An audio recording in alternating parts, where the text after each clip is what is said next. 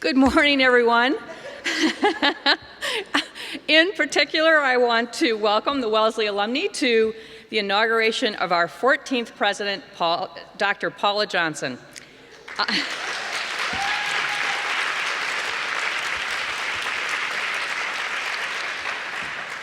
I'm Georgia Murphy Johnson, class of 1975, and president of the Wellesley College Alumni Association. I'm honored to be welcoming all of you this morning to what I am sure will be a very interesting discussion about feminism across the decades. President Johnson's inaugural theme, Intersections, provides a unique lens through which to view our collective lives.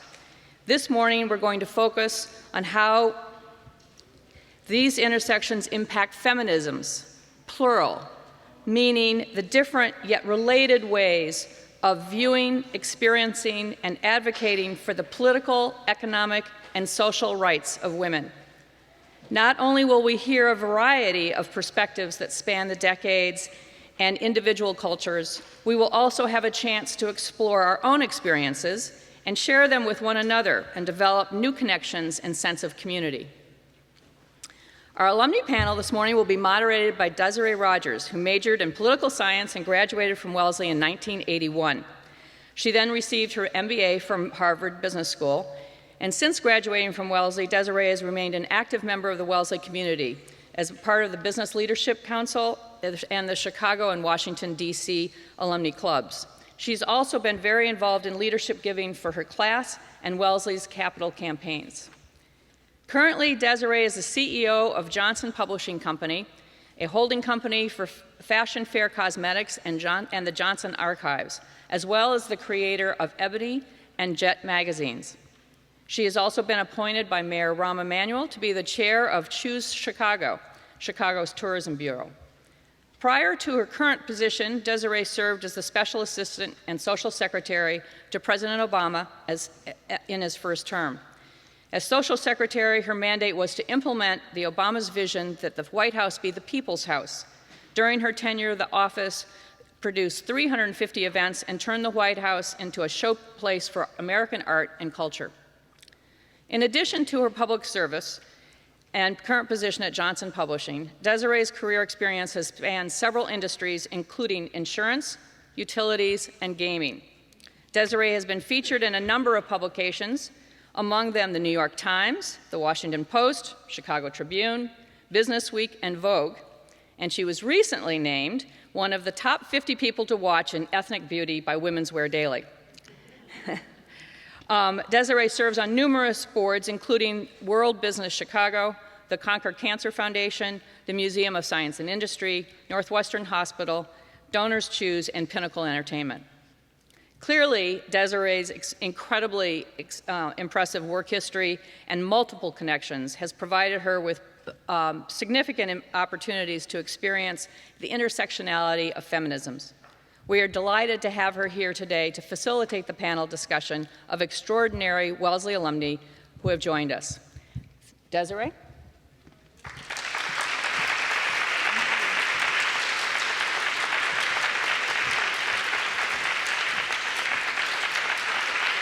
Okay.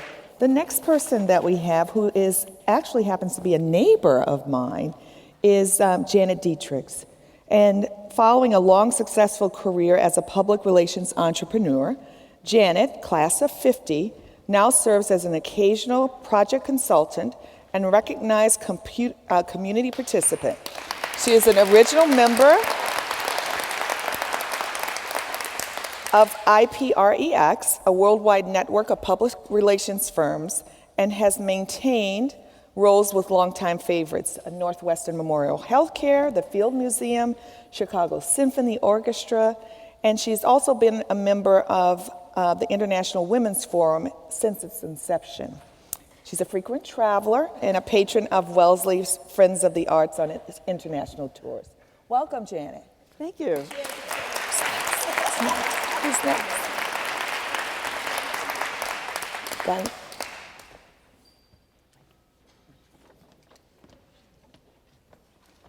Laila. Laila, class of 12, started her career at the White House and Congress and is the CEO and founder of The Temptress, the leading tech and media company by diverse millennial women for the world. She's also the host for The Expose, a podcast tackling tough topics with snark and wit. In 2016, she was honored at the White House Summit on the United States of Women.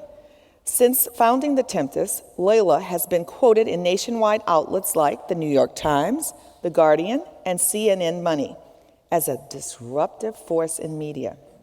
Prior to founding The Temptress, Laila was a research specialist at Princeton University studying socio-cognitive processing under the framework of community, identity, and belonging. Got to explain all of that to us.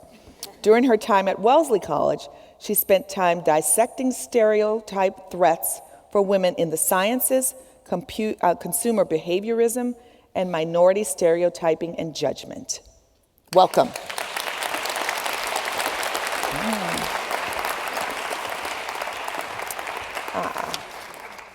We have Anne, who's next. Anne is class of 74. She received her PhD in modern Chinese history from Rice University 35 years after her graduation from Wellesley. She is currently an adjunct lecturer in the humanities at Rice and also serves as manager of the Houston Asian American Archive, an oral history repository of Asian American immigrants in Houston. She has published articles on the early Republican period. Currently, she is turning her dissertation on the founder of the Chinese Communist Party into a book with an emphasis on digital humanities technique. She has taught in the program of Poverty, Justice, and Human Capabilities at Rice. She sits on the board of the Museum of Fine Arts Houston, the Houston Ballet, the Houston Endowment, and Misqua? Is that how? Misqua? Anne and her husband Albert met at Wellesley and are parents of 2 adult children, John and Carolyn.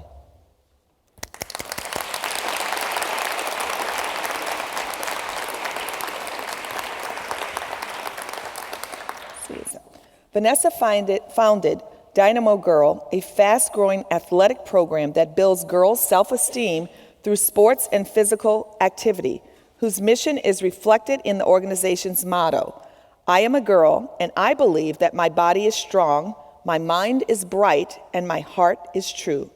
Dynamo Girl is grounded in the conviction that we cannot just tell girls they should believe in themselves. We need to give them tangible experiences that illustrate that belief. Vanessa's experience attending Wellesley College cemented her belief that an all-women's environment acts as a source of power and courage. This commitment inspired Vanessa to create a program that exposes girls to the strength of challenging themselves physically and mentally in an all-female setting.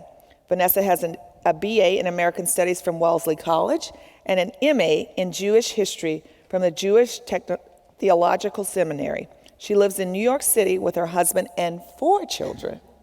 Welcome, Vanessa. 4 babies.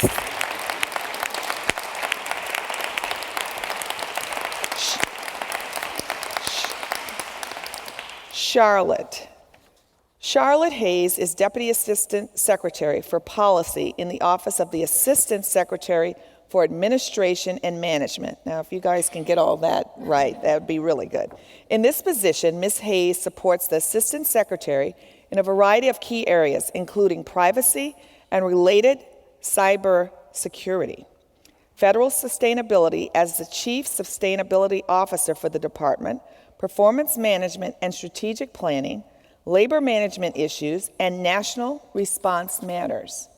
Prior to joining the Department of Labor in 2009, she served as the Deputy Director for the Alliance for Retired Americans and for the Alliance for Retired Americans Educational Fund. She served in senior positions in the private sector, including as the President of the Washington, D.C. Technology Council and at AT&T. From 93 to 95 in the White House, she served on the Vice President Al Gore's domestic policy staff as a member of the Healthcare Policy Task Force. As a private attorney, she practiced municipal finance law after practicing international law in the Office of the Assistant General Counsel for International Law. Ms. Hayes is a graduate of New York University School of Law and, of course, Wellesley College. And then she did a program at Smith College, University of Geneva in Switzerland, her junior year abroad. I also did that program. Yes, it was great. Welcome.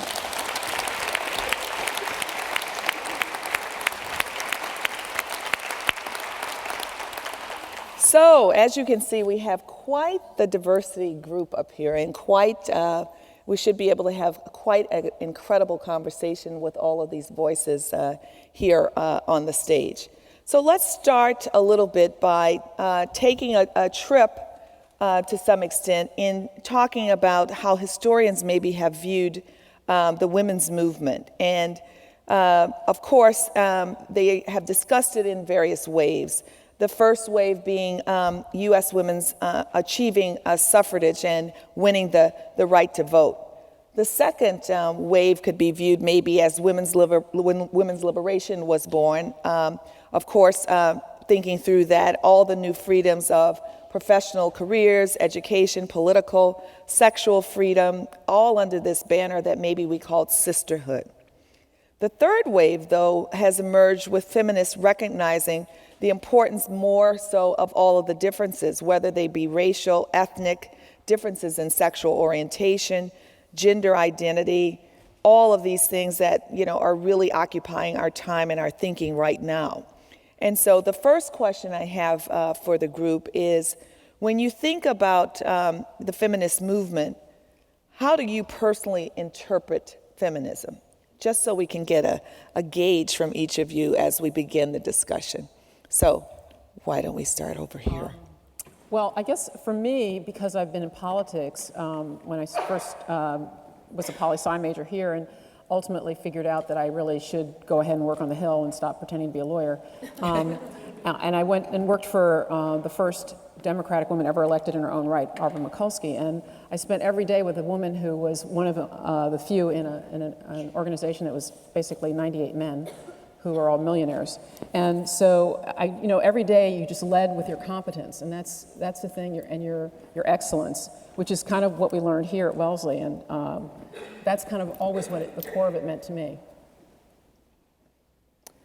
I think at this point in feminism, it's less about educating women what a feminist is, that you have the right and the ability to do anything.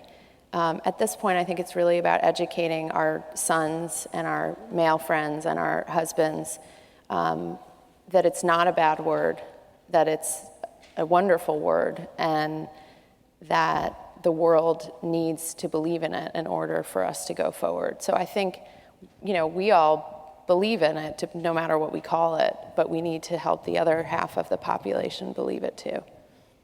What would be your definition of feminism?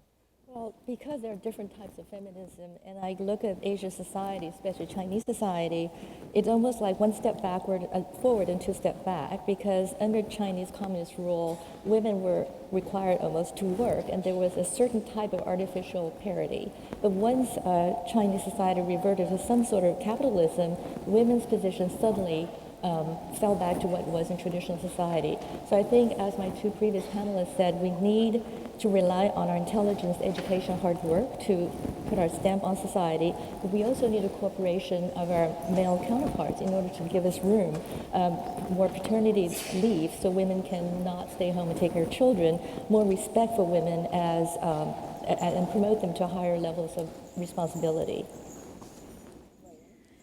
Yeah, so I was homeschooled growing up, and so a lot of how I learned and how I grew up really came about through taking the initiative and studying history. So for me, feminism always came as kind of a no-brainer, that it was the choice to really make your life what you wanted to. And unfortunately, what I've seen today is that a lot of times feminism is taken as a competition where one group has more rights than the other. And I'm not talking about the separation of the genders, I'm really talking about groups within women themselves. And so my work today has really been focused on how we can really build bridges between one another and empower and amplify each other. And that, I think, is how I see feminism, because of the fact that while men need to be educated, I do think there's a thing called Google. And I have often found that men who say, explain feminism to me usually don't want to hear what it actually means. And so, I usually just paste the link for the Google search, and they have fun with it. So I think it's really figuring out how we can support each other in a more concrete way.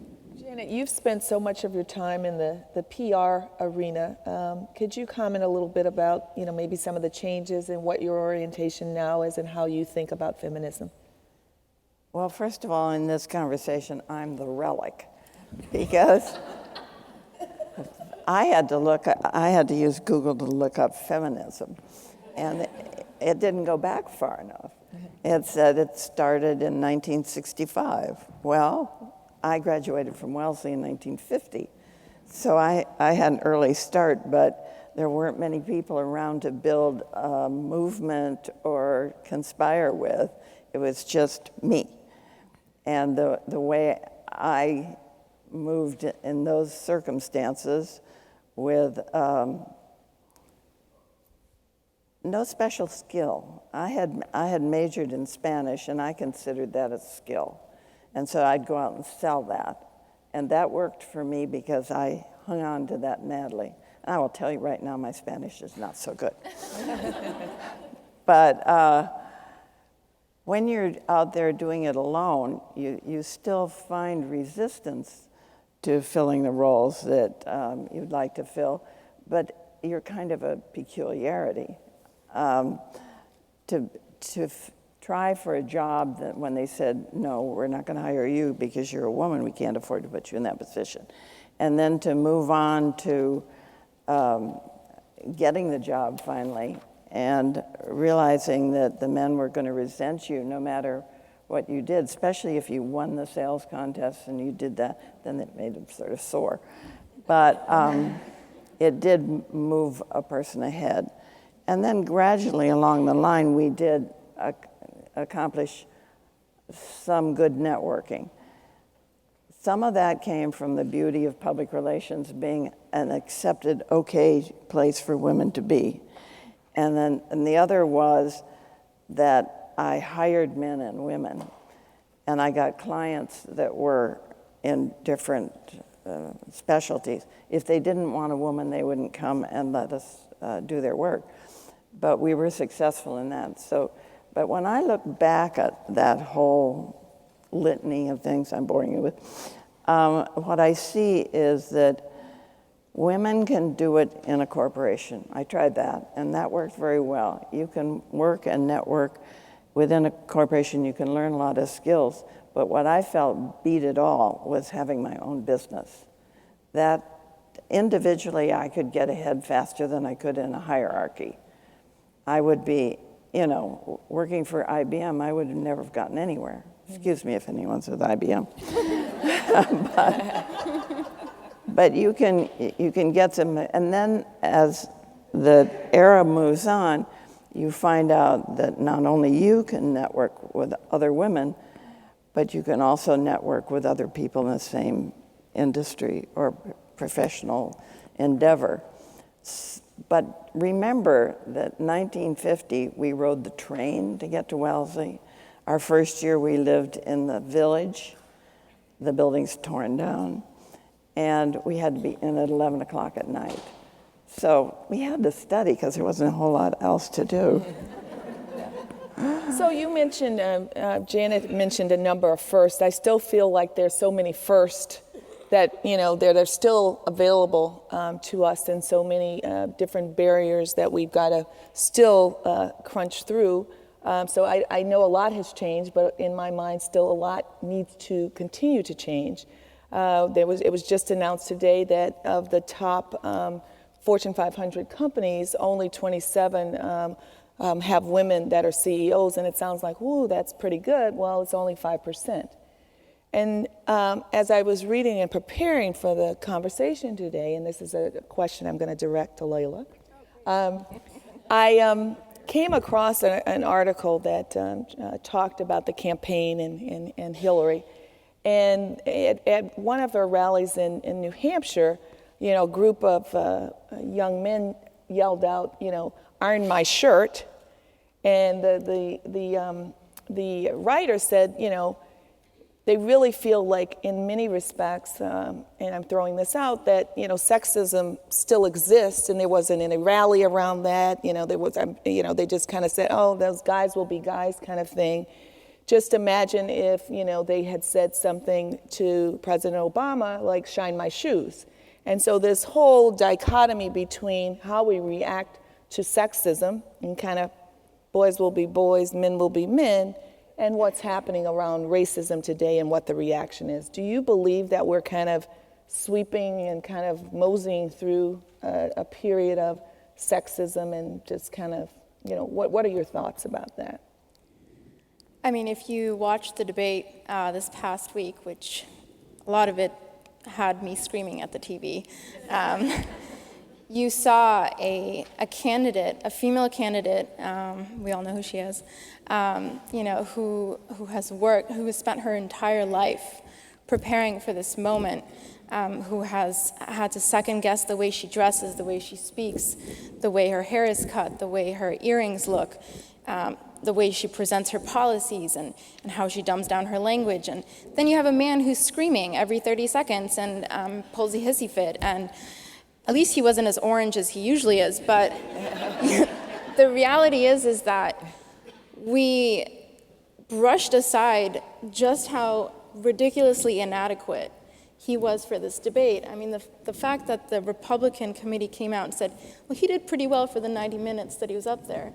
I mean, if Hillary had done that pretty well for 90 minutes, she would no longer be considered a candidate, to be frank. And so I am way past exhausted with the boys will be boys rhetoric, because the reality is that boys will be boys rhetoric has been used to promote purity and rape culture. It's been used to push aside, the rights of women to still control the ways our bodies function, the ways, government loves to provide us birth control or not. All of these different aspects come back to this one sentence or this one phrase, and it's not going anywhere.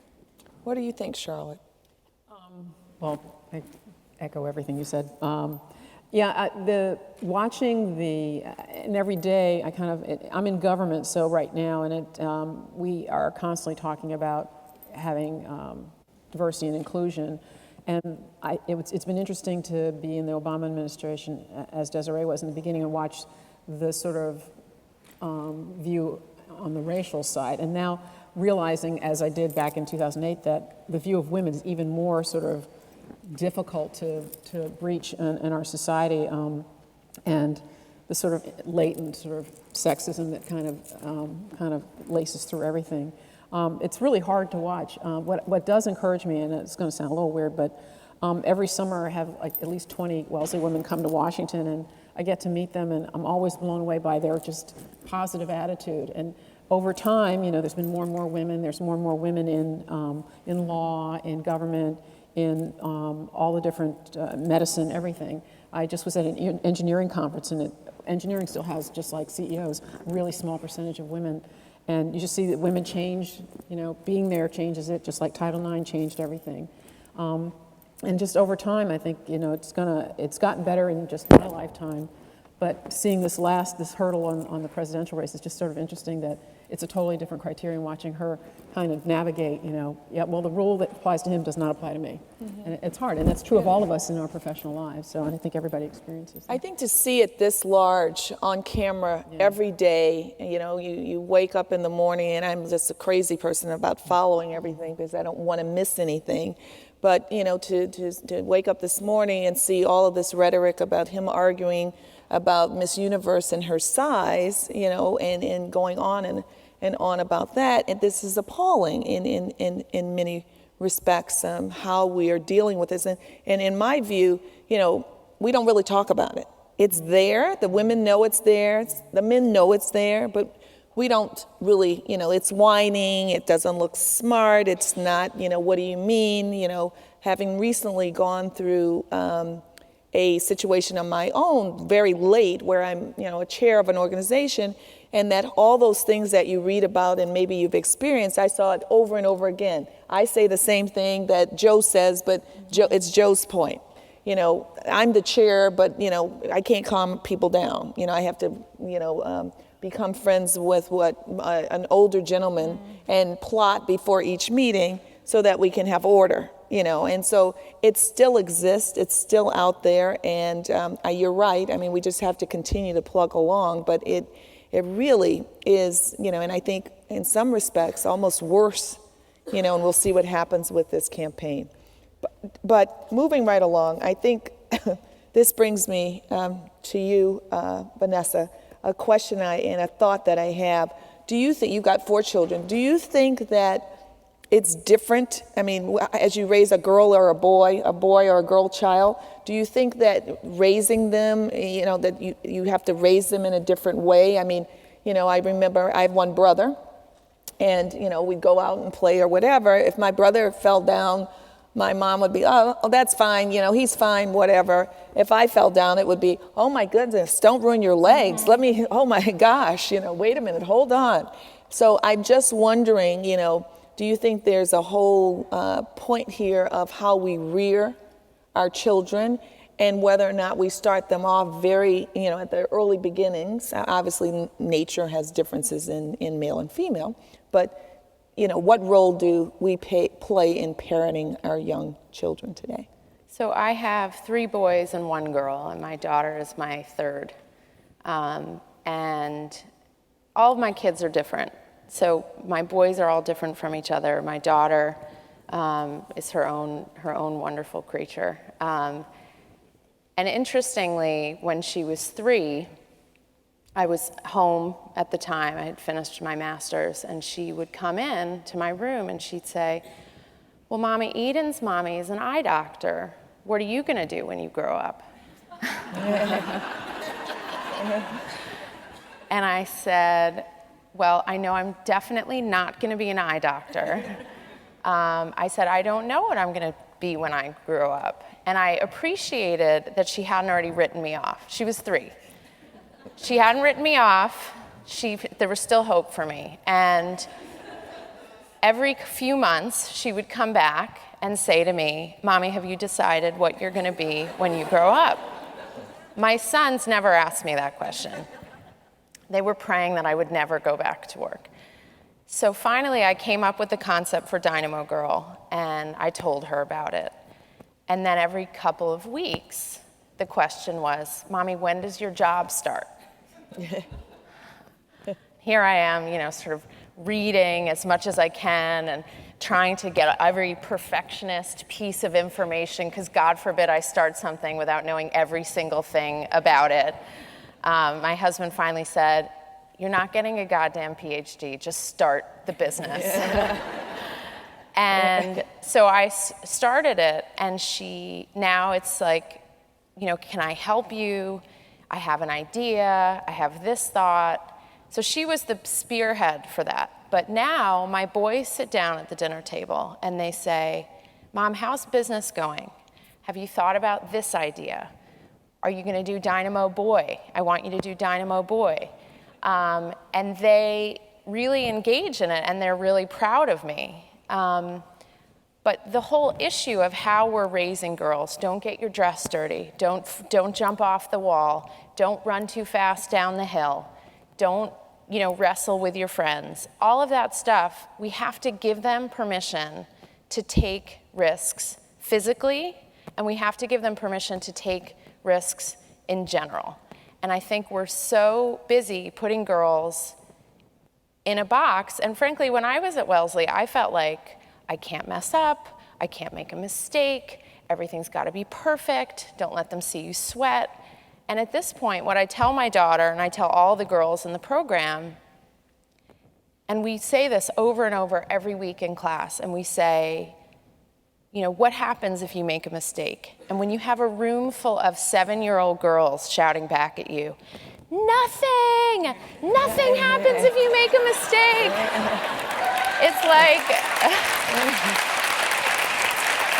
It's it's the most amazing thing. What, do we expect you to be perfect? No! Do we expect you to know everything already? No!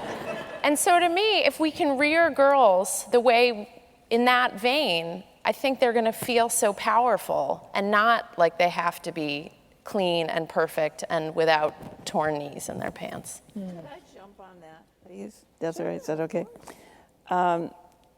I think having a rooting section is so important, whether it's your family or out there someplace else. I don't have the pleasure of having a family like you do, but I really counted on people who were rooting for me. Mm-hmm. My most prominent rooter was my husband. He kept saying, "Why are you still doing this? Why are you working for other people? Why don't you work for yourself?" And when I went into public relations with Braniff, I didn't even know what it meant. I had to go to the library and look it up. I didn't know how to write a news release. You can figure it out pretty fast.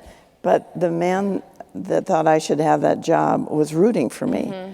So I think out there in the great world, you really aren't alone, as I sort of portrayed myself many times. But there's somebody there giving you a hand, whether she's 3 years old or whether she's 60 years old. What do you think, Anne? About Desiree, male-female. Yeah. Well, I think what we're talking about is a cultural paradigm shift. In my class called Poverty. Oh, sorry. Okay, can you hear me now? Oh, just tilt your head a little bit. Okay, so in my class at Rice called Poverty, Justice, and Human Capability, we talk about gender parity, gender inequality, and it comes down to the fact that the cultural norm has not shifted. Whether it's how to raise children or allowing more sponsorship and mentorship in the corporate world, we need to change our entire cultural paradigm.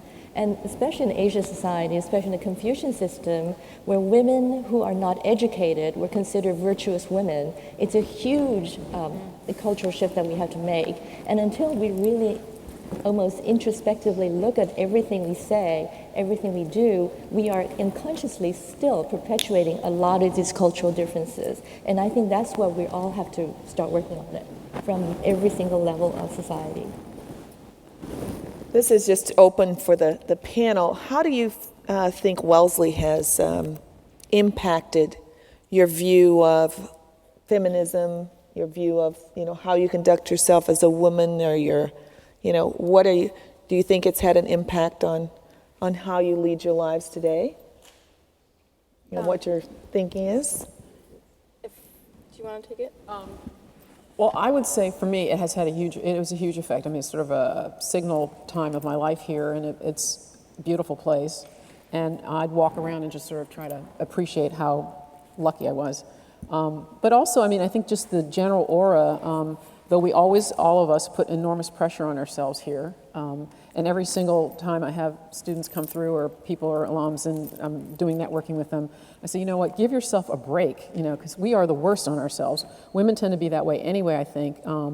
At the same time, we always are pushing for excellence and perfection, which is the problem. This place just does things to people, I think. I mean, we come out of here with an aura about us and a feeling about ourselves. We also have doubts, and we tend to air those or not air those. And I just think it's an enormous, and it had an enormous effect on me. And the women I meet, when I'm in Washington, the first person I'll go to is a women's college woman, and generally a Wellesley woman, to trust, to know that they're going to be straight up with me and honest for the most part. I've never had a bad experience in that way. So it's a network that has lasted me, and it's going to help me get my next job, so which I need. So seriously. So that network has already worked for me, and it as a much younger student who's helped me connect with a big company. So who knows? So it had an enormous effect on me, but it also in terms of not knowing who I am, because I kind of came out this way, as my dad would have said. But this kind of affirmed that, and it's when you walk through the world with an air of confidence, I think it makes an enormous difference. And when people see that, male or female, the kind of you are a natural-born leader, a natural-born thinker, a natural-born includer, all those things. I think courage, confidence, all of these types of things, the ability to go against the grain, the ability to stand strong during adversity, in my own mind, those are all skill sets that I feel like I learned here in my time here that I was going to be okay. You know, I was going to make a mistake. I wasn't going to be the smartest woman in the room every day. No, but you know what I mean. But it was going to be okay, and I was going to find my way. This place allows you to begin to find your way and to begin to really think about, you know, what you want to do, who you want to be, and that can constantly change. But I'm open to hearing from others. Very often in the boards that I serve on, I'm definitely the only Asian woman on the board. And traditionally, the stereotype of Asian woman is fairly quiet and submissive. But I know I've had a Wellesley education. I can out-talk most of the men on the board. So I would just basically bide my time, and when the time is right, I would speak, and then people would realize that this is not a woman you can push over. And that's what Wellesley has helped give me. So I'm a more recent graduate, as you can tell. I actually don't age, but so I graduated in 2012, and you know, I'm going to be frank. My experience at Wellesley was definitely a mixed bag. While I did come in, you know, unsure of where I was headed in life, but knowing I was going to pursue it no matter what. You know, Wellesley showed me what it really meant to be an ally, and what it really meant to be there for another, even if you weren't from the same background or the same understanding. And I'll give you a specific anecdote, and I did, you know, go back and forth on whether or not I would share it, but I felt like I would. So, as you can tell, I wear a headscarf, and I'm Muslim, and I'm also a very staunch feminist. But, you know, I spent a lot of my time at Wellesley hardcore trying to prove that my parents were wrong, that psychology was, in fact, a viable path to me. So I was, you know, doing research at MIT, at Tufts, Wellesley. I mean, my life was just on buses, and so senior year, I applied for a winter session program, and it still goes on, and it's an educational psychology program. And so I was, of course, admitted, and you know, the professor asked, she didn't even interview me, and then she asked, hey, can you come into the office? I just want to talk to you about some things. And I went in and I was thinking, oh, you know, it's just a kind of a posthumous interview. Maybe we'll talk about how the trip is going to go. And she sat me down and she said, listen, I looked up your picture on the directory, and because you're wearing a headscarf, the principal down at the school in South Carolina is not comfortable with you coming to the school.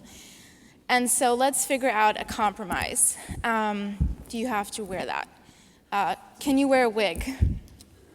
A little counter into like why. I could wear blonde, but I said, well, I was trying to come up with some sort of solution. Can I sit behind a screen? Can I sit at the back of the classroom? I sat there and I remember I was talking to her, and I just thought my career, if I wanted to go, at that time I wanted to go into academia. I wanted to be a psychology professor. I had everything lined up.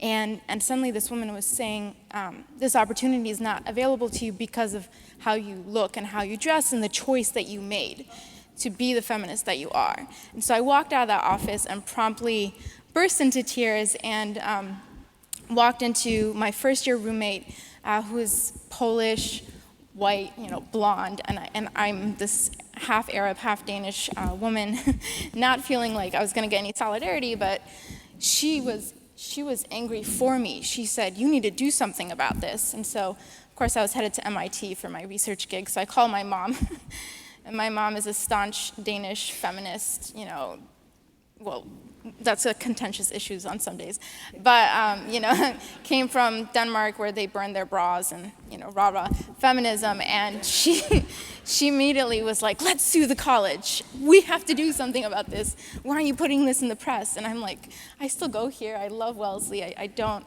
I think this professor didn't mean anything wrong by it. And so what I ended up doing was I ended up calling Professor Bottomley's office against the advice of another Wellesley student, actually, who's also a minority. And I asked, just innocuously, hey, for next year's course catalog, can you just put in the course description, students with headscarves need not apply? Just for that one. Because she didn't have any availability to me until after the program happened. And I left the message with the the poor student who was manning the desk. And the next morning, you know, I didn't have a 9 a.m., so I wake up at 11 a.m. to so many missed calls from deans and, you know, the Religious Life Center, and everybody was saying, let's fix this. Let's make sure this doesn't happen. Let's make sure you get down to South Carolina. And I said, throughout, I said, this isn't the professor's fault. This is simply, you know, implicit prejudice that was happening down at the school. And thankfully, you know, it was fixed within the hour, which is great because I also got a research gig that was paid on the side. But when I went down to South Carolina, it was probably one of the most emotionally exhausting experiences, and it really showed me that, I had to sit there and prove that I wasn't, in fact, I don't know what he thought I would be, like a terrorist or something, that I had to sit there politely for the tea, and it really showed me, I came away from it knowing that you're going to face so many trials, no matter how you look, no matter how woman you are, no matter, how staunch of a leader you are, whatever it is. And what's important is finding those allies. And I came away from Wellesley knowing that I could find allies in the students around me, and that solidarity didn't always look like someone from your background. Sometimes it looked like someone you didn't even expect it from, which was a huge lesson for me. I'd like to say something about Wellesley and moving ahead in your career. In the late 1940s, when the war had just ended and we were coming in here to get a really good education and do something afterwards, well, afterwards meant the boys have just all gotten out of service and they are on the GI Bill. They're getting their graduate degrees now at Harvard and Yale, and they want to start families. And so there was a very inviting pool out here at Wellesley. So everybody was aiming for that. The hoop rolling in those days was different. The one who won the hoop was going to be the first to get married, not the first to be successful or first to get married. Well, everyone had a lot of blind dates senior year and hooked up with somebody, except me. I didn't have any boyfriends, so I knew I had to go get a job. And in those days, Wellesley didn't have much career support. I mean, they were just getting things organized after the war. But what I've seen in the years since then is so marvelous, and I'm always bragging about Wellesley. Around Chicago, you walk into the Field Museum and the former president there say, "Here comes the Wellesley team." They're all supporting us. But Wellesley is doing such a good job on training people. I mean, imagine these programs in January where they're teaching women how to go out in the world, the whole world, to do things. And it's a small college, but it's a powerful one. And I just am always so proud to brag about Wellesley because I've seen it provide so many more services and get so well known and respected.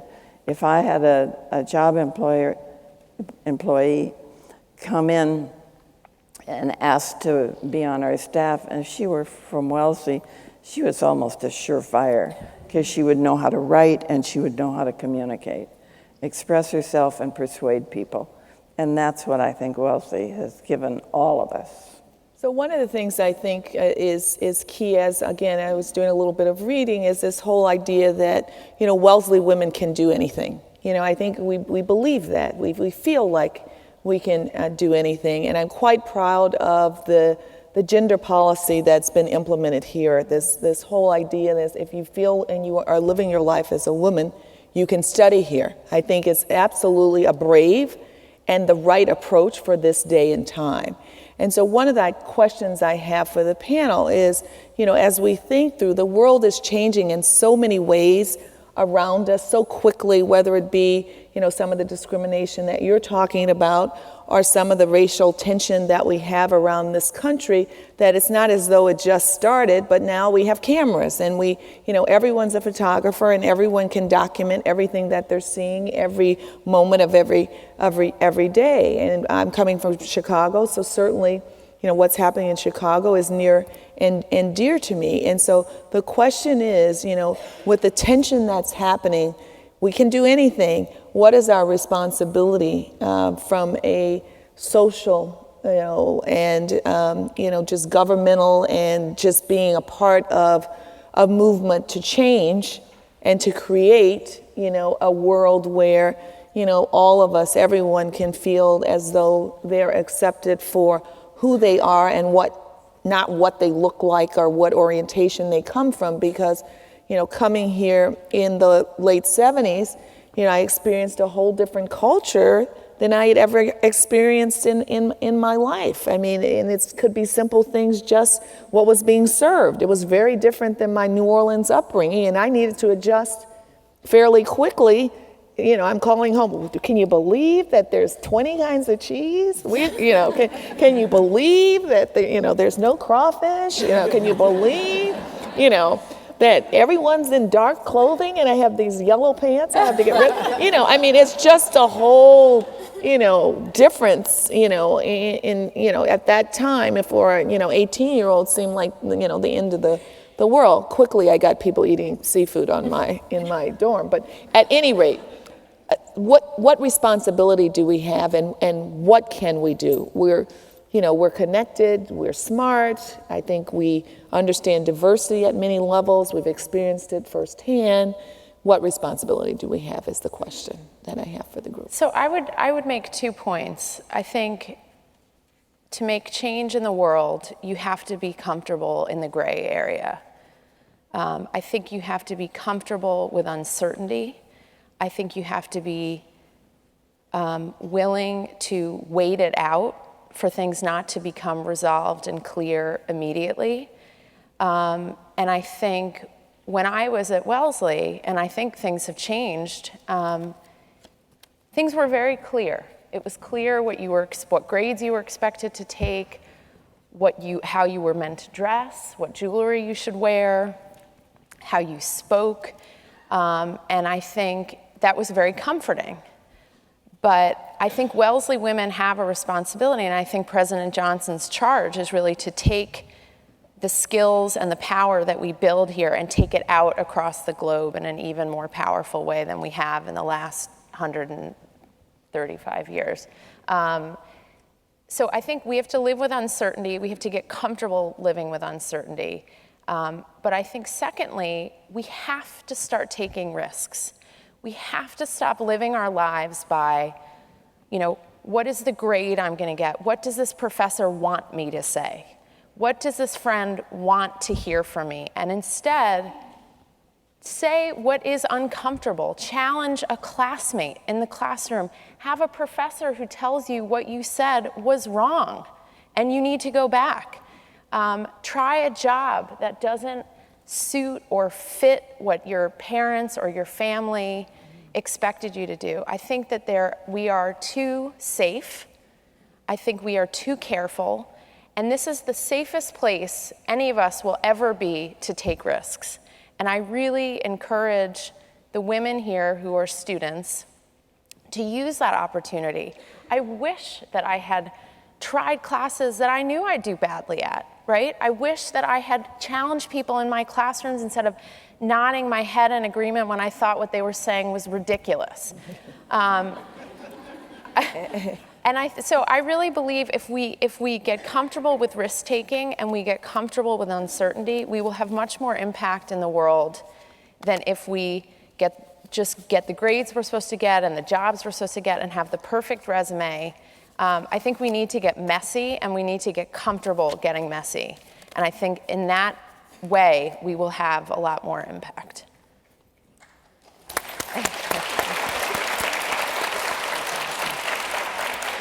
I think what's being said here is, that, if I just put it in my head is, failure is going to happen. That shouldn't be like something that you've got on your board and you're saying, no matter what I do, I'm not going to fail. I was recently with another group, and the professor there talked about this, and he said, someone had come up to him that was maybe 22 and said, Professor, I just, let's have a conversation, et cetera, et cetera. I want you to know I don't feel like I've ever failed in anything. And the professor said, looked at the grades or whatever. He said, are these grades this way because you've only taken courses that you knew you could get a 4.0 in? Or are you just that brilliant?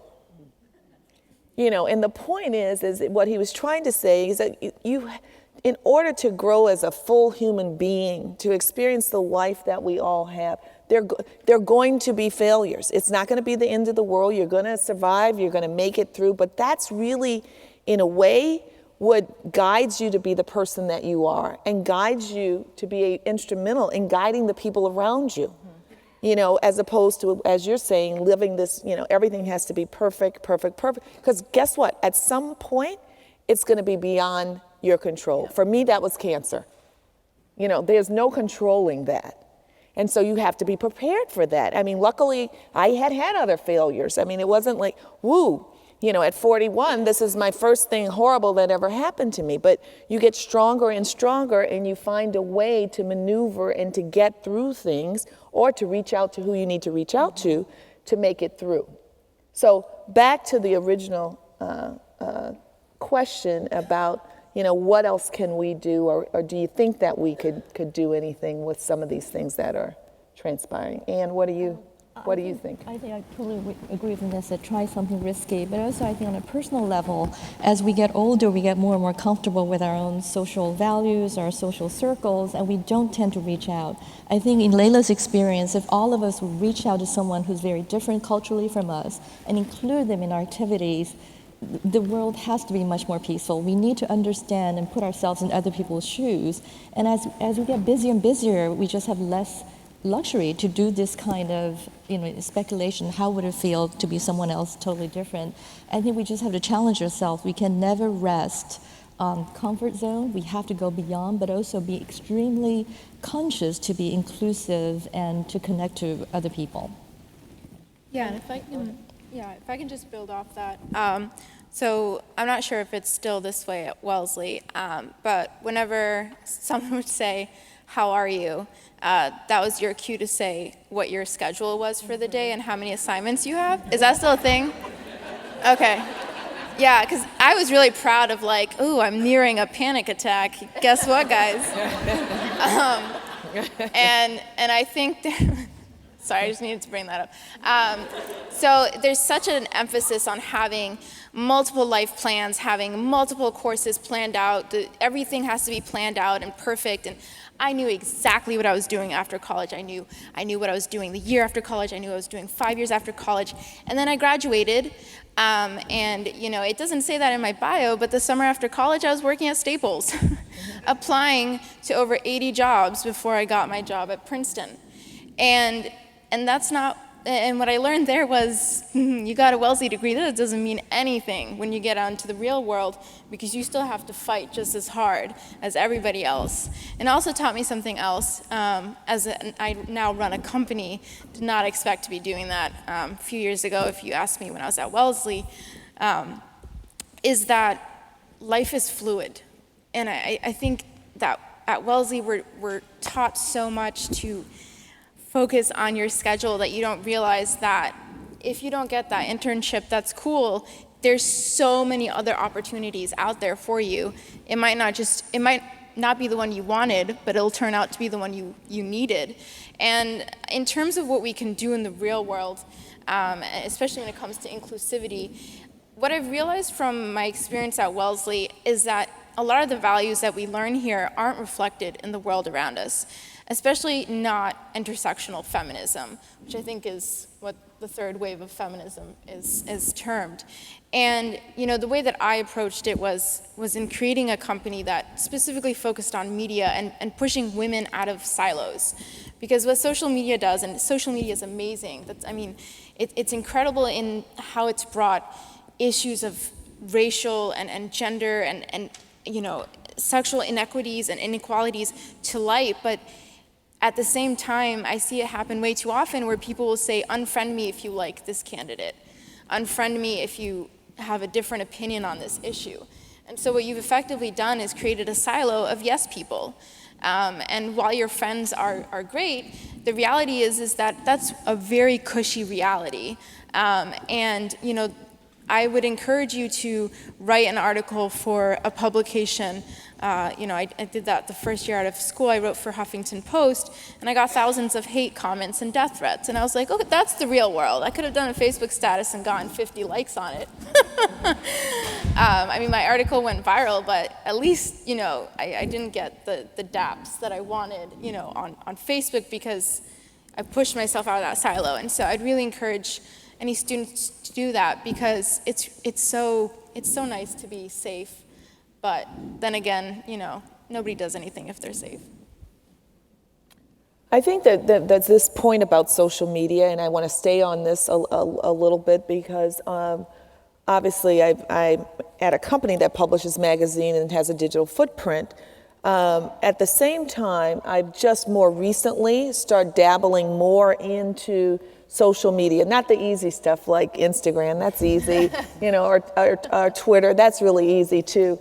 I think Facebook is more complicated for me, because you know, Facebook, LinkedIn, I feel like it's just what you're saying. It's like all of these people, like that's your new friends. So every day you wake up and you have all this saying, "You're great. I love this. Can you sign for this?" The conversation in many respects is very shallow in a way.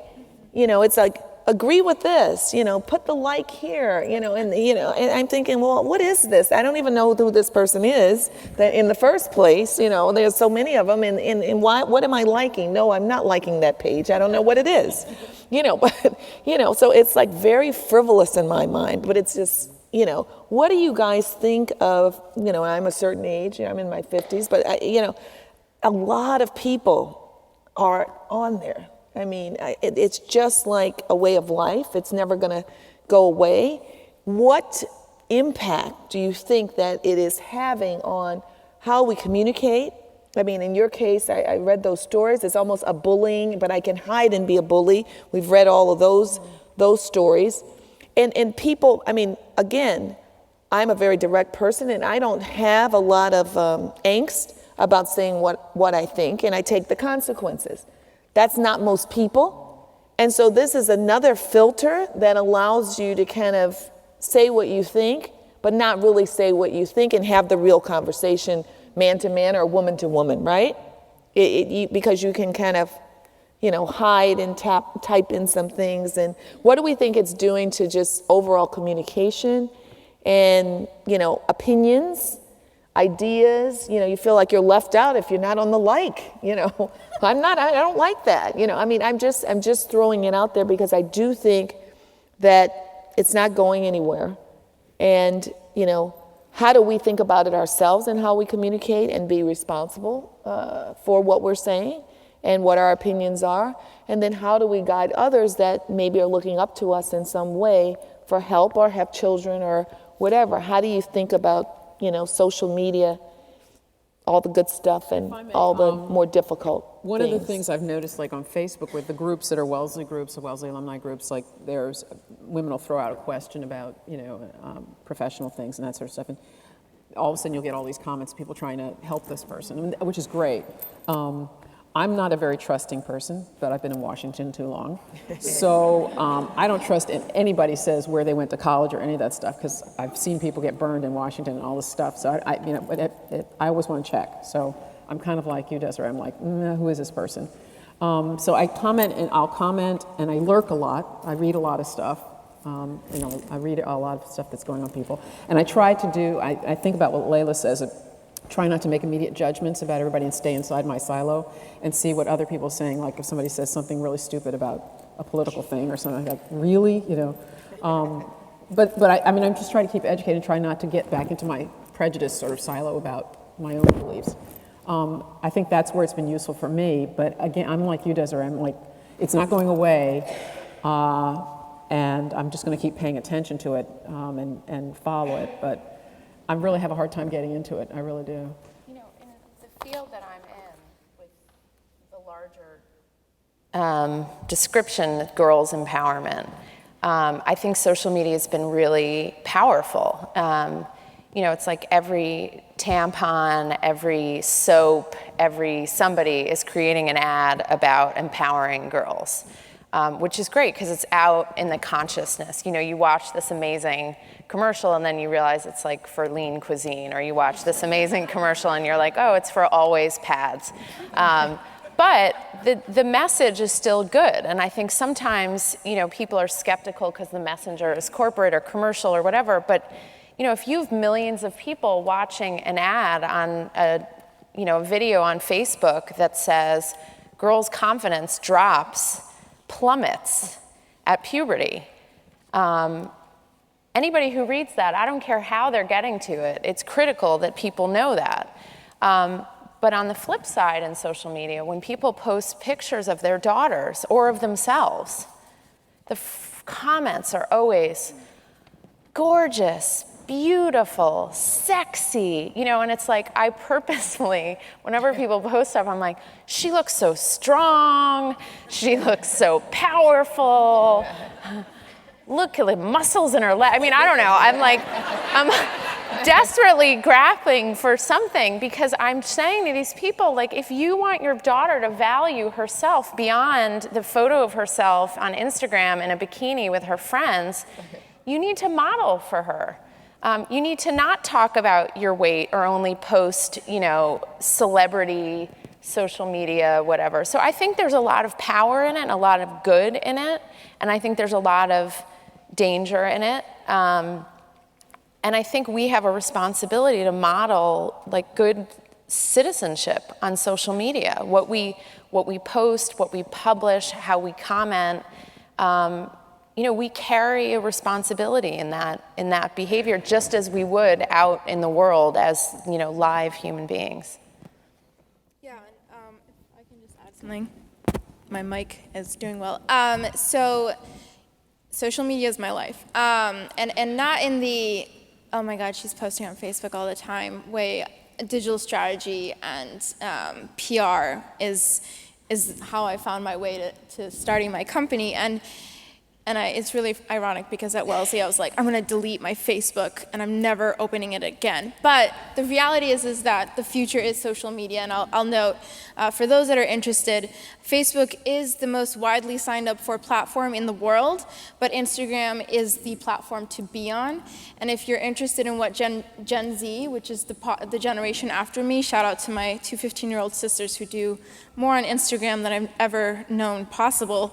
They're sitting in the audience. Instagram and Snapchat are really the two platforms that you need to be on. And I have seen incredible influencers on Snapchat put out messages of positivity and also build their brands in a way that is extremely quick and easy to digest. Because the reality is our attention spans are shortening to the amount that a 3-minute long video, you watch on Facebook, people watch the first 20 seconds of a video. When you read an article, you have 7 seconds to gauge whether or not you're going to read the rest of it. And so at the Tempest, I grill my fellows, a lot of whom come from Wellesley, by the way. I grill my editorial fellows to make sure that the headline, the photo, and the first line is always super clickbaity and super sexy, no matter what the rest of the article says.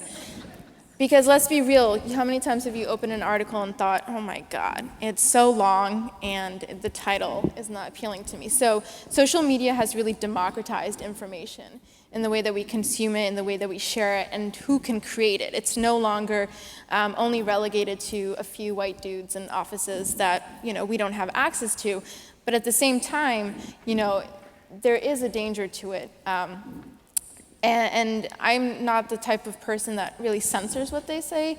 I only think about what would my parents think, and what would I think if I looked back on this in a few years. And actually, in 2014, I used to be a social justice activist.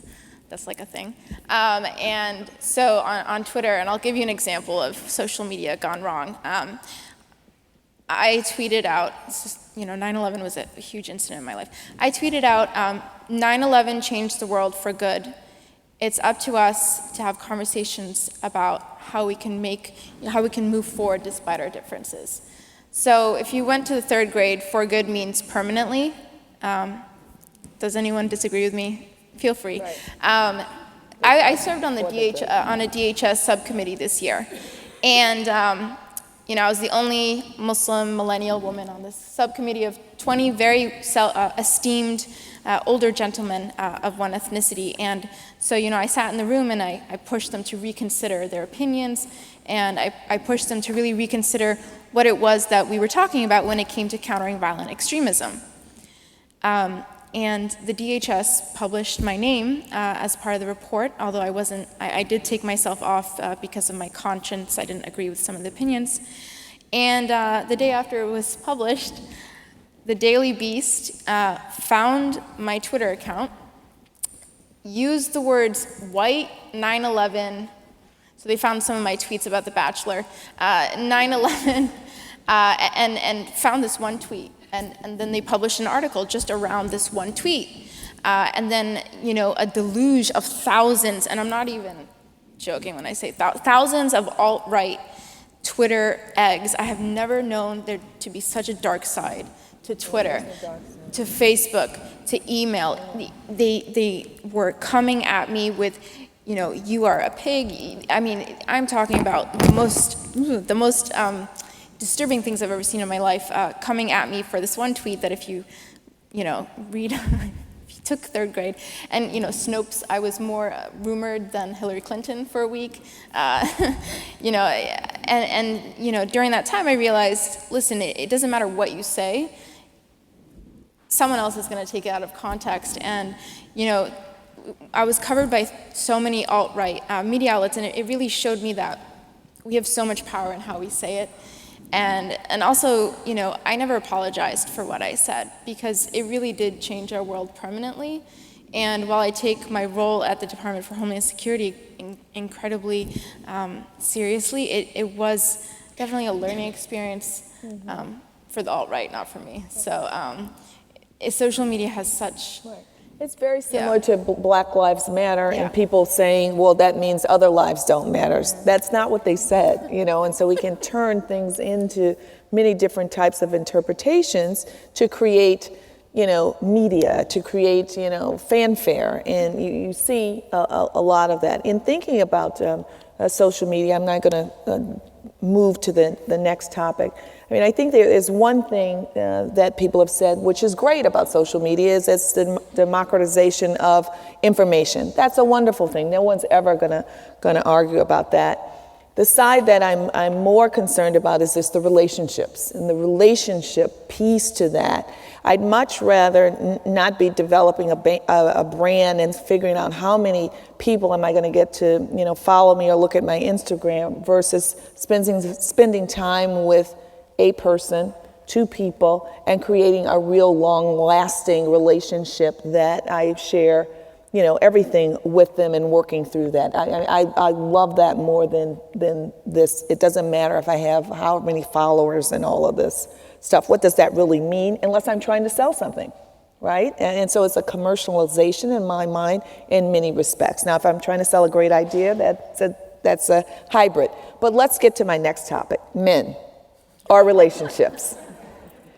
And so one question I have is, as we think about feminism and we think about, pushing boundaries and think about strength and all of these things, how have you been able to navigate with your partners and develop healthy, normal, good relationships? Is that a special guy that wants, a strong woman? Is it a special guy that just happened to fall for you? Is it, what is it? I mean, I'm divorced. And I will say that it is very difficult, in my opinion, to find a man that I want, but also is gonna embrace, how strong I am and how determined I am in terms of how I want to conduct my life. And there's a lot of conversation around that with the men that I meet. And most typically, the men that are willing, or at least say they're willing and seem to be, they're much younger. I'm finding that they're much younger. So I'd like to open that up to the group to comment on partners or men in their relationships, as much as they want to tell us. Come on. I mean, I think I don't know for people in same-sex relationships. I can only speak to in a heterosexual marriage. But my husband, I think I waited longer to go back to work because he was so deeply invested in his own work, and his mind was somewhere far, far away, even if his body was present. And I felt like at the time for my kids, someone needed to be mentally present to raise our children. And then there was a point where we had an argument about something, minute, like not replacing the toilet paper or, something equally. I think that's a flashpoint in most relationships. And he looked at me and he said, "You know what? It's time for you to go back to work." He said, "You're right." He said, "I am gotten too used to not having to do things myself, and it's time for you to go back to work. It's your turn to do this." And he's my biggest cheerleader. My friend Michelle, who's here, heard him on the phone on the way up here, and he was, he's so excited, and I'm so proud of you. And but yet, you get to the end of the week, and you sit down, and you're sort of just like staring at each other. Like, who are you? Why did I marry you? I don't remember anything. And, you start to say, I've had this really frustrating week. I'm dealing with a coach. And, he's looking at you and he's nodding. And I know he wants to be empathetic. And then you finish and it's like, okay, it's my turn. And he launches into whatever was going on for him. So I think part of having a good partnership when you have a career, when you're working, when you're balancing family and life, and unfortunately some of us are in positions where we're taking care of our parents, and you have to ask for what you need. And I think I was always terrible asking for what I needed because I was embarrassed that I couldn't do it all by myself as well as I would want to do it. And so I was like, you should read my mind. You should know exactly what I'm thinking right now. And I finally realized I have to say, I need your help. I can't do this by myself. And so that's something that I've learned is if you want help, if you want a good partnership, you have to articulate it. You have to verbalize it. You have to ask for it and get over the embarrassment of not being able to do it all alone. I think I have quite a very different experience from most panelists because I fell in love with my husband in first year Wellesley. I just thought he was the right guy for me for life, and he is. We've been married 40-some years. But what I did not realize when I married, it took a while too. But what I didn't realize until I got married is that his family is extremely traditional, a very old Chinese family. So basically, the parents-in-law live with the son, and not just with one son, but both of the sons. So I went from a very traditional, very modern nuclear family of my own, and my father was a diplomat, into this extremely old-fashioned Chinese family. And as a result, and because my husband's job kept on moving, I married right after college. I moved with him, and therefore my graduate studies was interrupted right after Wellesley. And because we moved so much, and because of the difficulty negotiating all of the in-law relationships between my in-laws, my sister-in-law, and everyone else in the family, I really couldn't go out to work. It would be too dangerous to leave my children in that environment without anyone supervising. So basically, I didn't, and my Wellesley friends said, what happened to your career? What are you going to do? And I always wondered, what am I going to do? But meanwhile, I was a community volunteer. And finally, when my kids were in college, I met a professor at Rice University who basically knew the professor at Wellesley who taught Chinese history and read my undergrad thesis and encouraged me to come back and get my PhD. And now, of course, I'm teaching, and my husband's very proud of what I've done. But meanwhile, my in-laws have passed away. The entire family situation changed. So I think you have to be tenacious. You have to know what you want, but you also have to negotiate. And every step of the way is a negotiation. Anyone else? I'll say one thing. Sure. men die earlier than women.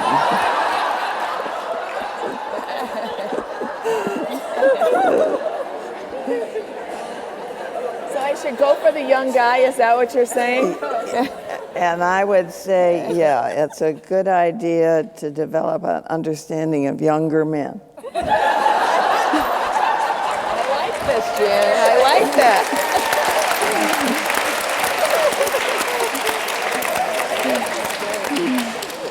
So I like this. I'm very enthusiastic about this. I can't wait to get on my tweet tweet this out or whatever. But what advice would any of you give to Hillary as she pursues millennials? What is it, we've read what but what advice would you give to her to try to, grab onto some of that Bernie support in the millennials? So if you, had her for a minute behind the curtain here, what would you say? Do you want me to answer? I want to hear from her. Well, I'm going to hold you for a minute. Ladies? So I spent some time around her in the Clinton administration, and I adore her. She's an amazing human being. And the issue I think people have with her is that they all have a preconceived notion of her because they've known her for 25 years. What we see is through a TV lens. When you're with her personally, she's pretty incredible.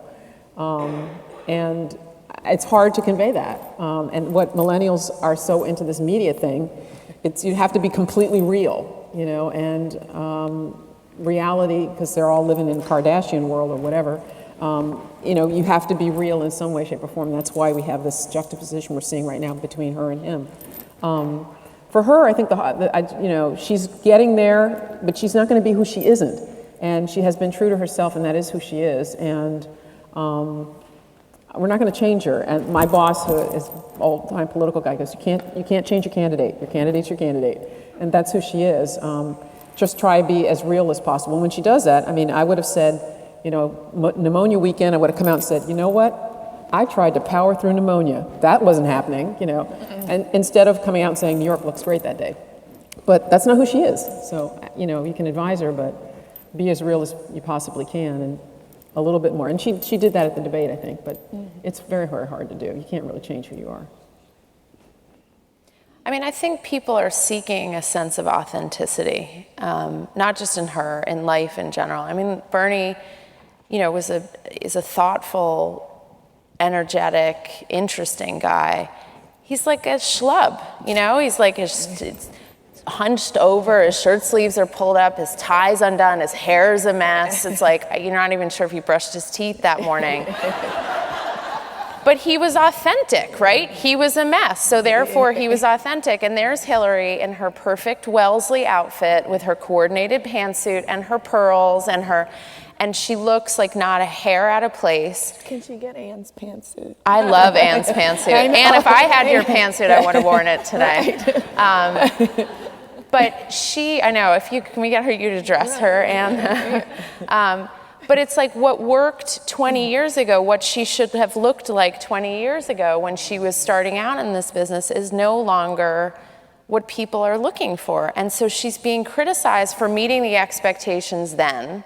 Now the expectations are shifted, and it's like her MO isn't appealing to certain people. I don't know how you create authenticity when you have a reputation for being inauthentic. GQ actually had a word for it. They called it geezer chic with Bernie. Yeah, because he just came out and he was who he was. And people were like, hey, we know that jacket smells like mothballs. It's okay. They just like who you are, I think it's hard to... I question the word authenticity and real, and what is really real. I think Hillary is about as real as she can get. But what I really like is the article in New Yorker when her old friends would talk about how she was in social settings, and I wish some of that personality, the warm, inclusive personalities Hillary would get out, and somehow the social media does not refer to that part of her. Well, I think when you have an issue, like you have a product that has failed, or you spilled chemicals in the river, or you had an airplane accident, you have to address it and say, this happened, I'm going to fix it and make you happy and informed. I don't think you can ever get her to say that. I don't think she ever admits that she has a cold or has a problem anywhere. And that's the basic rule of public relations. Admit your mistakes and correct them the best that you can. So I don't have any advice for her.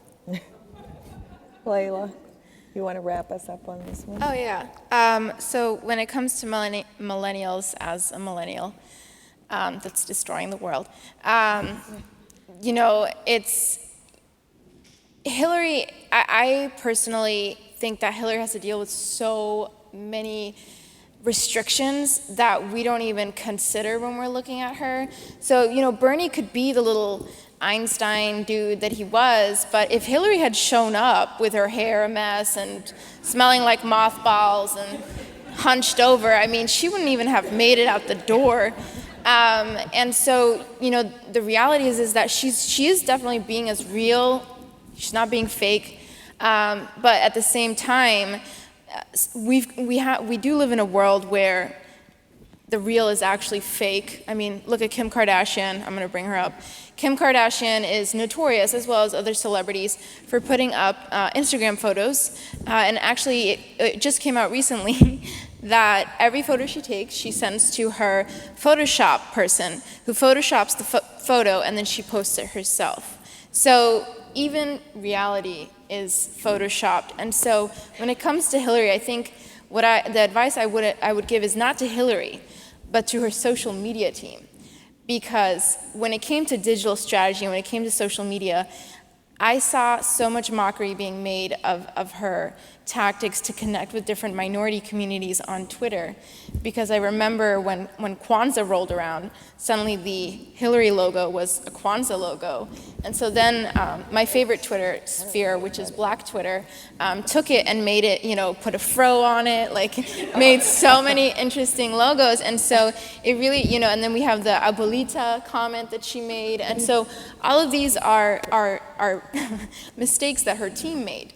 And so I'd really question who was hired, and were they actually millennials that understand how social media works? Because there are millennials that say they know how to use Facebook, but they know how to like something. They don't know how to make something go viral. I think we have time for questions from the audience. Is there, I don't know if there's we could probably hear you, I would think. No questions? We did such a great job. We did that great a job? All right, I have more. Oh, there is a question. Yes. As a current Wellesley student who's also a senior, what advice do you have for us and others? As a Wellesley student, also a senior, what advice do we have for you? I'll try that. A lot of advice. I have a friend of pretty recent years. She is the granddaughter of my roommate at Wellesley. She's from Singapore, and she went to the University of Chicago, so she was nearby, and we became very good friends. And I feel that it's beginning to work. I told her, you're so set in what you decide you want to do out there, and you've decided that all on your own, with Wellesley's help, and you get out there and you're going to find it doesn't apply, or that you may have to revise it a little bit, because what people see in you can be magic. They can see all sorts of things that you didn't know you could do until you're exposed to the opportunity. And she came out of the University of Chicago majoring in Chinese history. She's now looking for a job in banking.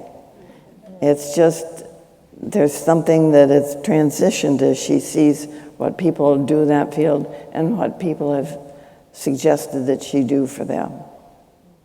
I would say really enjoy your year. It's the beginning of fall here. I mean, it's your last fall, you know, here on campus. Enjoy your friends, explore, you know, I mean, don't be obsessed with what am I going to do, after. There's plenty of time for that. It will all work out.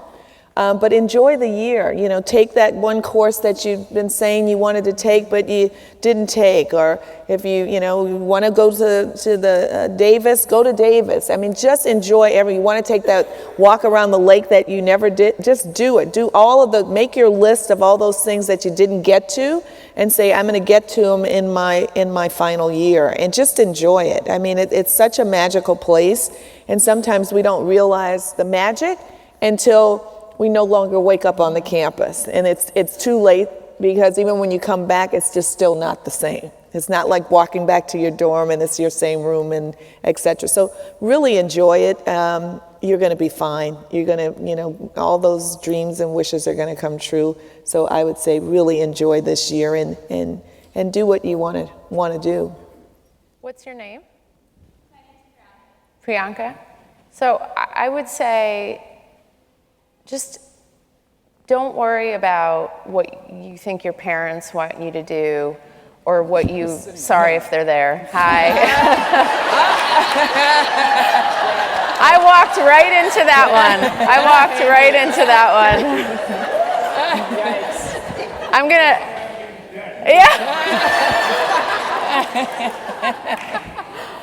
I don't mean like fail your classes. I don't mean, sleep through and hang out on severance screen. But I do think what I have learned is that I came out of Wellesley and I had always done what I was supposed to do. I always got the grades I was supposed to get. I always, joined the organizations I was supposed to join.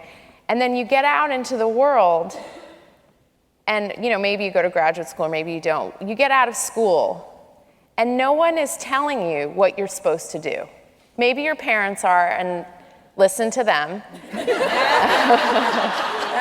She's like, too late. But no one's telling you what, you go into a job, no one's telling you, I need you to meet this exact marker for me, or I need you to come up with 3 new ideas, or they may give you some guidelines. They're gonna have a lot of space and a lot of freedom and a lot of uncertainty.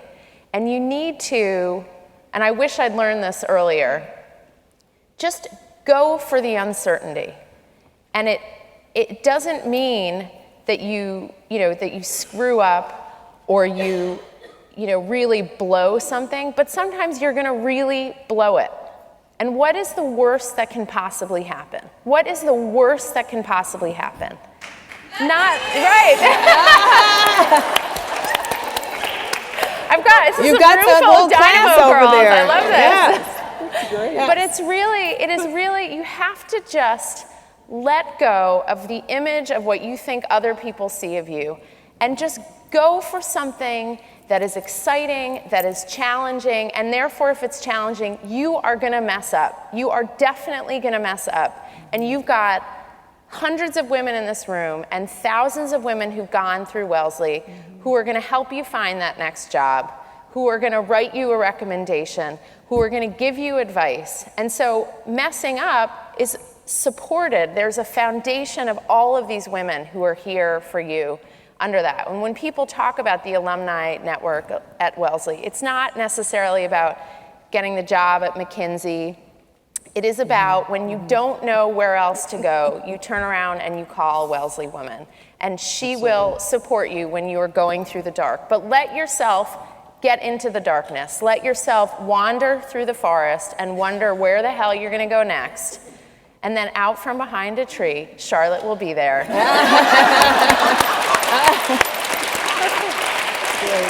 I think we have one more question back here.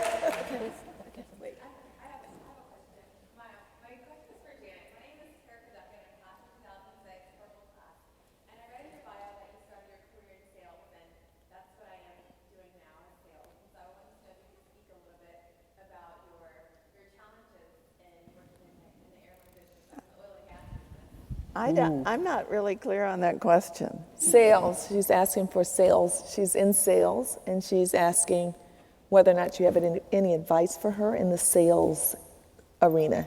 Well, I found it sort of hard to get that job because they wanted a man in it. So then they relented and took me. And the first mistake I made was I won a contest and all the men hated me. But I earned a round trip ticket to Peru for our honeymoon, so that was good. Then you can usually find a niche that the other salespeople haven't thought about, and you can make that work. You can also network. I found out networking with other people in sales, oddly at other competing airlines, that we could do things together. Sometimes that ran into trouble, like when I took the wrong travel editor to lunch. They give you, you certainly don't want to follow Wells Fargo and do those things, but you can come up with sales techniques that will occur to you because you look at things differently than other people, because you're so well educated and you have such confidence, and you had a nice senior year walking around the lake. Yeah. Do we have I think you're persuasive, and persuasion and enthusiasm are killers. They'll get you there. I thought I saw a hand over here. No? There's a hand over there.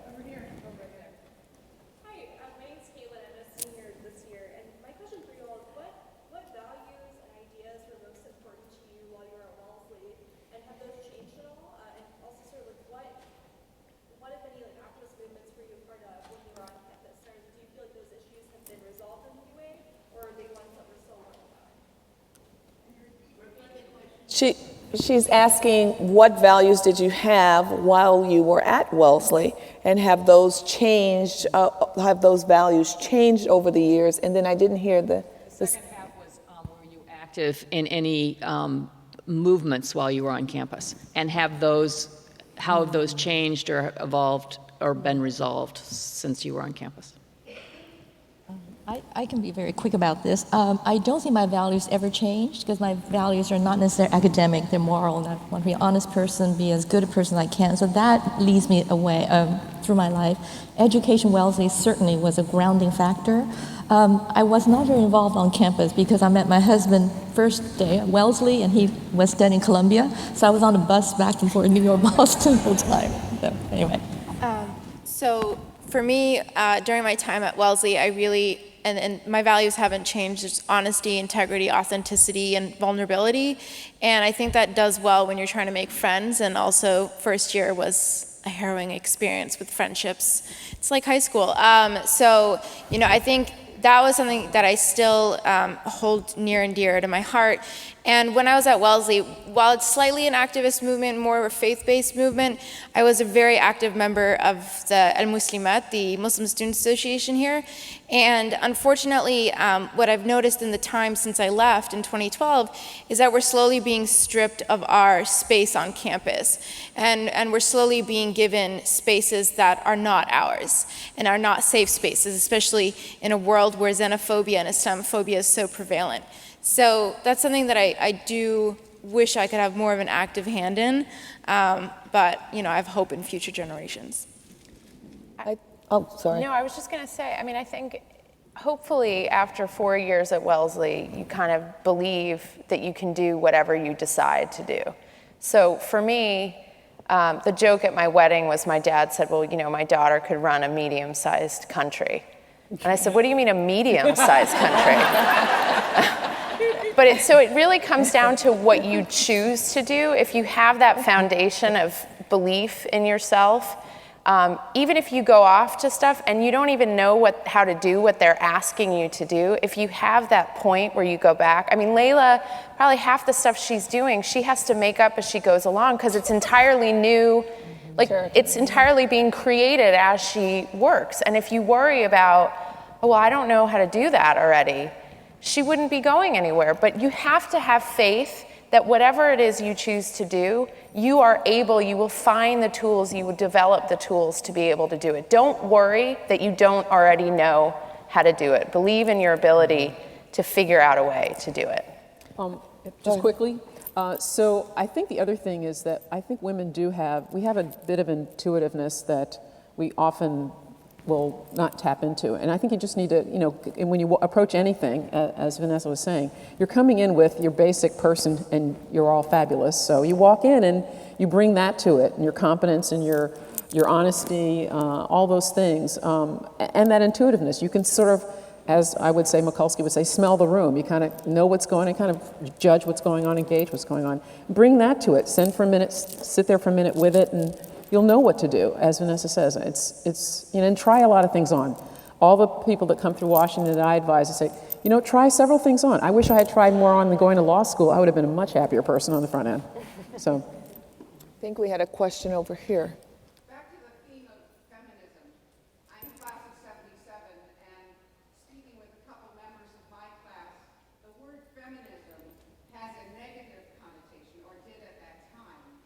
I have since sensed, but I'm not sure it's true, that feminism has taken on a more positive vein. And I'm wondering how you feel about the word feminism and identifying yourself as a feminist, or what that means now in today's world. I mean, listen, I think in the last couple of years, there's been a retaking of the term feminism. I mean, when Taylor Swift is, on social media describing herself as a feminist, and there were a couple of other, well-known Beyonce. Celebrities. I think that there were decades where it took courage to identify yourself as a feminist. I think there was shame, which is absurd because the value, getting back to the initial question, the value of feminism is that women and girls have the right to be and do whatever it is they want to do. They have an equal right to men. So I can't imagine, it's not that hard to agree with that statement for most people, but it carries the burden of bad branding, essentially. And I think it needs rebranding. I think it's getting rebranding. And it requires people like us and people like everyone in the room to get up and not be afraid to call themselves a feminist.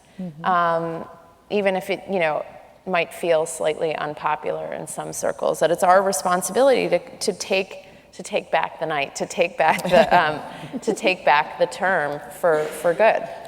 And I think the danger also is that a lot of young women do not see that there is a gender disparity. Especially my co-ed classes at university, women tend to think there's no problem, and therefore the word feminism becomes a negative term because they're thinking you're harping on some old old situation. So we have to make young women aware that there's huge amount of disparity out there, and that's our charge. I'll also note, so when it comes to feminism, at least in my faith community, it is still considered a slightly dirty word.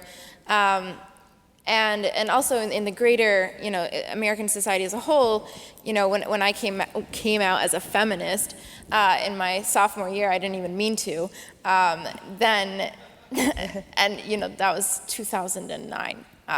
Wow, so long ago. So for me, not for everyone else. So when I came out as a feminist, suddenly, men were hurling epithets at me, calling me, I'm not going to curse on the stage, but calling me, the B word and the W word and the S word. And I was just like, you know what? Yeah, if you want to call me a biatch, give it to me. I am that because I'm assertive. And so whenever people say, well, I'm not a feminist because, we're in the 21st century, I'm like, oh, okay, so you're cool with women earning 66 cents to the dollar if they're a person of color? And they'll sit there and they're like, no. And then I'm like, and you're cool with women's rights still being impeded in the US? No. Are you cool with the fact that we have to get rape whistles when we walk home at night? No. Okay, you're a feminist. Congratulations. That usually, at least for women, the women I've talked to, they've been forced to second guess all of the connotations, and men usually get really ashamed and start calling themselves feminists. So just in wrapping up, just a couple of things I'd ask the audience to think about. There was recently an article in the Atlantic that talked about the era of the B word is coming. So just a few things. So we've talked about a lot of things here, and I'm just going to throw out a few thoughts that are different interpretations of feminism. I'm more comfortable with who I am as a person and who I'm not. Slowly but surely, I'm learning to say no.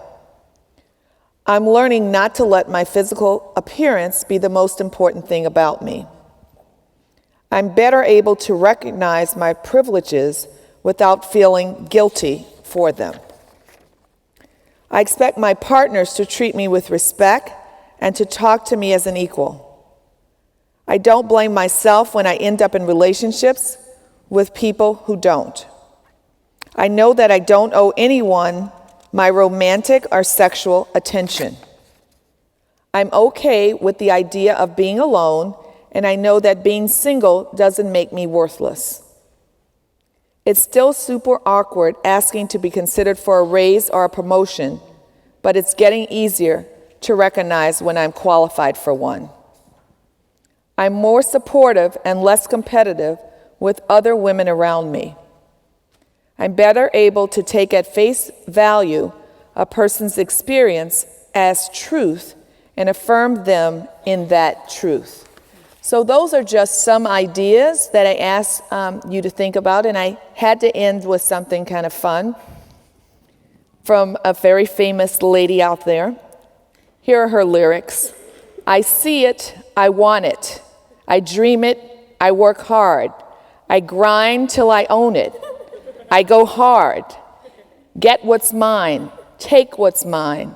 I'm a star 'cause I slay. Beyonce.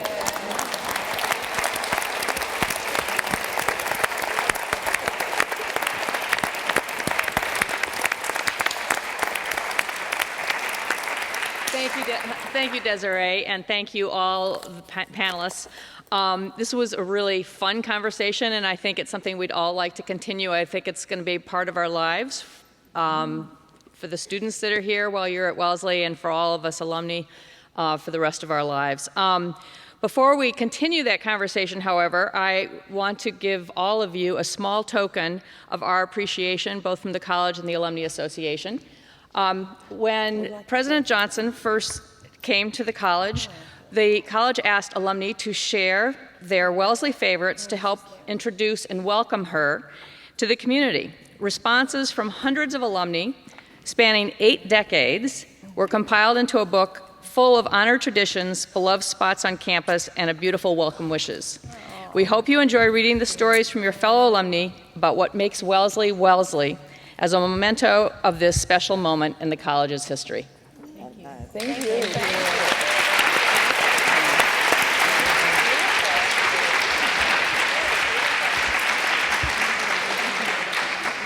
So the next step in our journey this morning will be to listen to a conversation between Melissa Lutke from the class of 1973 and Caitlin Campbell, who asked a question earlier today, who's in the class of 2017, on feminism across the decades. This conversation was recorded by StoryCorp, and we'll play it overhead, so please take a listen. My name's Melissa Lutke. My name is Caitlin Campbell. A lot of people still think of us maybe as feminists. Feminist is the word that's kind of just traveled with all of us over time.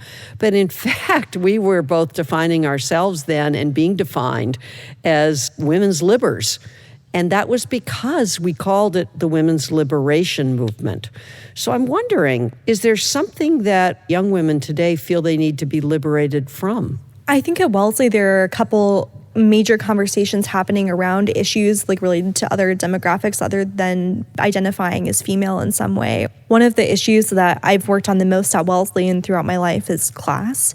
Most recently, Wellesley decided to admit trans women in a decision that I think is breathtaking, and I'm so happy that it happened. So I think feminism at Wellesley, in my experience, is just the practice of really opening your eyes. And if you see something where someone is not being treated as if they're of equal caliber or on an equal playing field, figuring out what you can do to break down the systems that are keeping them in that place. Our graduation speaker was Shirley Chisholm. That's great. Shirley Chisholm was the first Black woman to ever run for a major political party as a presidential candidate. And she said, you, as educated women, have an obligation to be engaged in the two struggles of your day. And that is to improve the lives of women and to get involved in the civil rights movement. And that was her charge to us. So I took that charge very seriously, and I wasn't quite sure as I walked away that day how I would live up to the words that she gave us. And it wasn't until years later that I associated my own sort of activism with that charge. So what did feminism mean to you as a college student, and what does it mean to you now? Well, I don't think I really ever used the word feminism per se or feminist when I was in college. We all were aware here that there were aspects of women's lives or aspects of societal lives that were being challenged by women.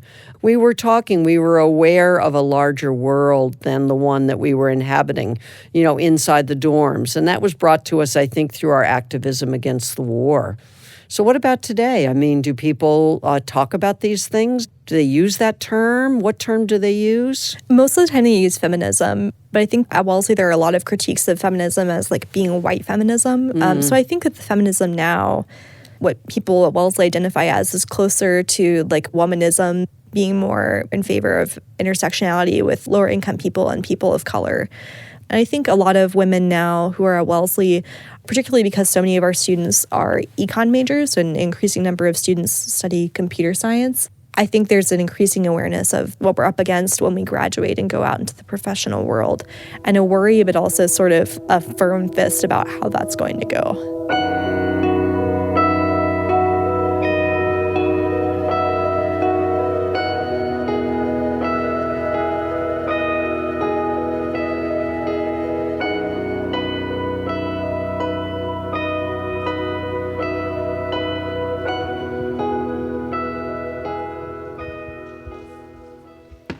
Thank you, Melissa and Caitlin. Very nice. Now that you've had a chance to listen to our panelists, as well as Melissa and Caitlin, we invite you to have your own conversations. Please take the next 30 minutes or so to introduce yourself to someone near you whom you don't know. We have many alumni from many generations here, as well as students, which creates a perfect environment to engage in discussions that will allow us to explore different and rich thoughts and perspectives. Questions to help guide the conversation can be found at the end of your program. They include, what's your perspective on feminism? How do you define it? Do you call yourself a feminist? What are the challenges that feminists and all women still face today? Where are their opportunities? Thank you all for joining us on campus today to recognize and celebrate President Johnson's inauguration.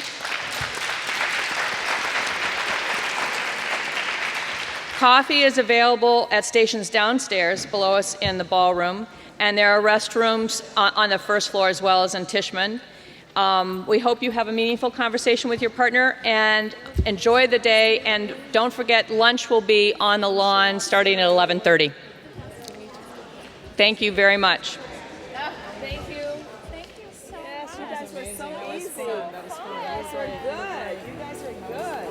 You guys, I was like, the one thing I don't want and I dread is like if we're going to be boring.